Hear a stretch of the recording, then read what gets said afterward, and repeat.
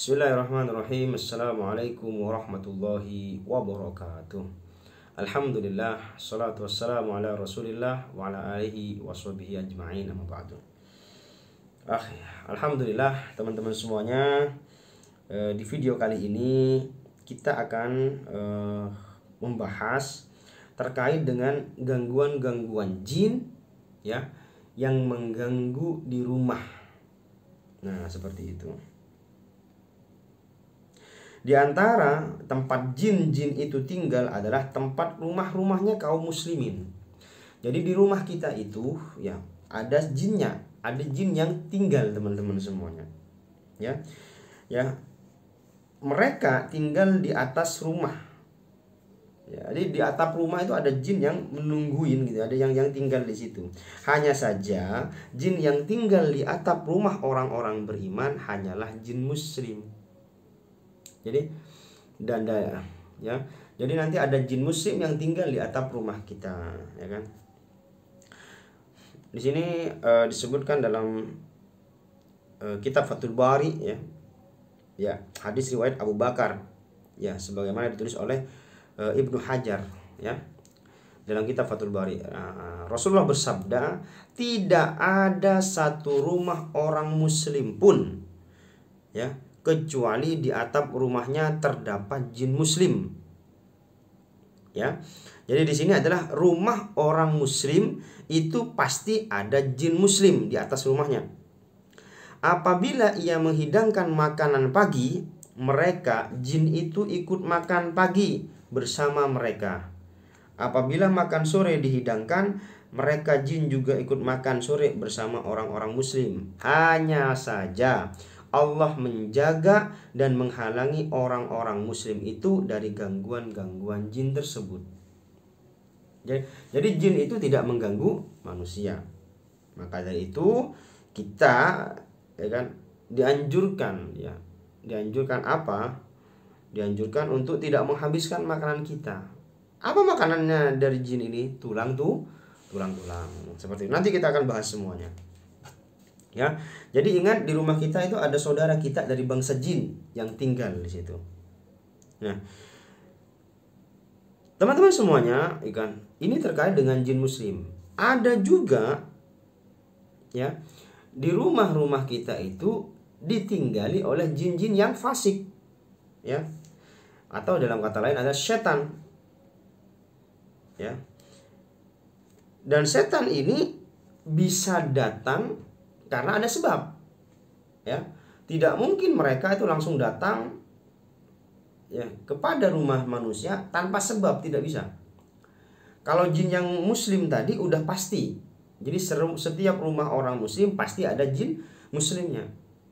Ya. Nah, terkait dengan jin fasik atau setan ini berarti ada yang menyebabkan jin fasik ini datang ke rumah kita. Ya. Ada asap pasti ada api gitu. Ada asbab ya pasti ada akibatnya, seperti itu. Nah, nanti kita akan sampaikan. Nah, jika setan ini yang tinggal di rumah kita, nah ini yang menjadi masalah, maka akan menimbulkan ketidaknyamanan bagi penghuni rumah, terutama bagi anak-anak kita. Ya. Jadi jin ini adalah jin setan, bukan jin muslim tadi. Ya. Dan di sini kita akan membahas ini ya, membahas terkait dengan sebab-sebab jin menghuni rumah atau suatu tempat. Ya, dan nanti kita juga akan bahas tanda-tanda ada jin setan dalam rumah kita. Insya Allah ya. Nah, ini akan menjadi ilmu-ilmu baru ya buat kita semuanya. Semoga ilmu ini bermanfaat ya, insya Allah. Yang pertama teman-teman semuanya, jadi ada penyebab setan itu menghuni rumah ya, atau tinggal dalam suatu tempat. Ya, jadi jin yang dimaksud ini adalah jin-jin setan ya, jin-jin yang memberi gangguan kepada manusia. Yang pertama, ya, rumah itu bekas kuburan, ya, atau bekas hutan atau kebun. Jadi di sini jin sudah lebih dulu menempati tempat ini. Ya. Jadi kita bangun rumah, ya, rumah itu sebelumnya sudah bisa jadi kuburan atau mungkin hutan atau mungkin kebun. Jadi lalu kita bangun rumah di situ. Berarti kita bangun di tempat yang sudah dipakai oleh jin. Ya. Jin setan maksudnya di sini. Jadi ketika kita bangun rumah di situ, maka muncullah gangguan-gangguan di situ. Ya, ada gangguan-gangguan di rumah. Sini sebab yang pertama. Yang kedua, rumah itu dibangun lalu digosongkan dan tidak ditempati. Jadi kita bangun rumah, lalu habis itu kita misalkan kita pindah tugas gitu ya, keluar kota. Misalkan rumah itu kosong selama setahun, selama 2 tahun, 5 tahun, ya, atau 10 tahun. Lalu itu dipakai kita, lalu kita pakai lagi. Nah, di situ juga akan mendatangkan setan. Ya. Yang selanjutnya, yang nanti setan itu akan memberi gangguan ketika rumah itu dipakai kembali. Maka dari itu, bagaimana solusinya, Ustadz? Ya? Nah, ini solusinya bisa dengan ruqyah rumah. Nah, insya Allah luar biasa sekali. Ya. Selanjutnya, rumah itu dipenuhi dengan kemaksiatan oleh penghuninya. Jadi di rumah itu, ya, rumah itu dipakai setiap hari, cuman diisi dengan maksiat. Contohnya seperti apa? Contohnya kita nggak sholat di dalam rumah itu maksiat. Ya. Jadi itu akan menjadi mengundang setan datang ke dalam rumah kita. Ya, dipenuhi oleh kemaksiatan penghuninya. Rumah itu misalkan dipakai untuk berzina, ya, atau melakukan kemaksiatan yang lain.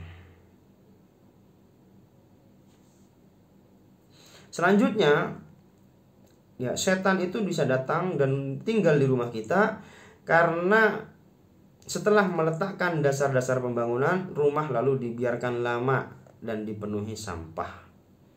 Artinya rumah yang nggak dirawat. Ya. Selanjutnya, di rumah itu terdapat anjing, lonceng, alat musik, dan gambar-gambar bernyawa. Ya.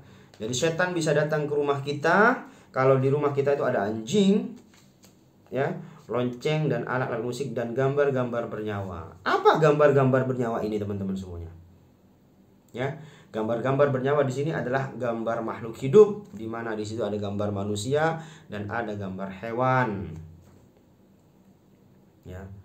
Seperti apa? Foto-foto yang dipajang di rumah itu akan mengundang syaitan. Nah, ketika setan yang masuk, maka malaikat tidak bisa masuk.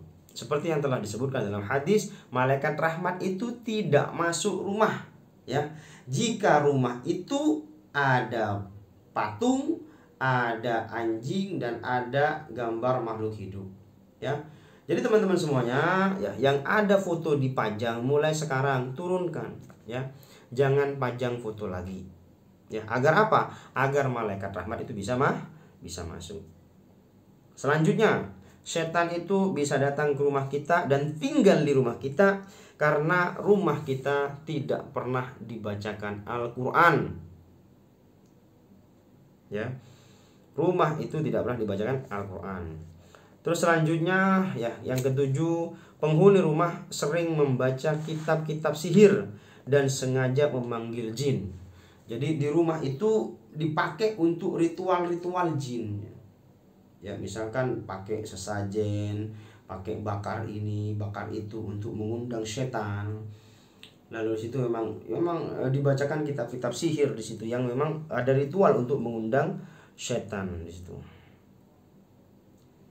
Yang selanjutnya, manusia mendolimi jin seperti dikirim oleh tukang sihir. Jadi rumah itu bisa juga ada jin yang dikirim oleh tukang sihir sehingga tinggal di rumah tersebut. Terus di rumah itu ada ditanam-tanam benda sihir atau ada benda-benda yang diagungkan atau jimat-jimat yang diagungkan di situ. Di situ akan mengundang syaitan, ya. Yang selanjutnya, rumahnya kotor akibat membiarkan sisa-sisa makanan dan sampah tidak dibuang tapi dibiarkan dalam bermalam di situ. Jadi teman-teman semuanya, sampah-sampah di rumah, ya sisa-sisa makanan itu usahakan jangan bermalam. Ya, jadi langsung dibersihkan, langsung dikorai. Ya, jadi jangan sampai ada sampah yang bertumpuk-tumpuk yang bermalam-malam berhari-hari di situ. Karena itu akan mengundang setan untuk datang ke rumahnya. Ya. Jadi itu adalah penyebab, ya, ada setan-setan yang bisa masuk dan tinggal di rumah kita. Ya, maka dari itu kita harus berhati-hati mulai sekarang, ya. Jadi sebab-sebab ini kita harus hilangkan sehingga potensi setan itu tidak akan mengganggu rumah kita. Seperti itu, ya. Ya, semoga video ini bermanfaat, ya, dan menambah keilmuan kita, ya, dalam mensikapi gangguan-gangguan syaitan. Ya, insyaallah di video selanjutnya kita akan bahas terkait dengan ciri-cirinya, ya, ciri-ciri ada setan dalam rumah kita. Ya, barakallahu fiik, semoga bermanfaat. Assalamualaikum warahmatullahi wabarakatuh.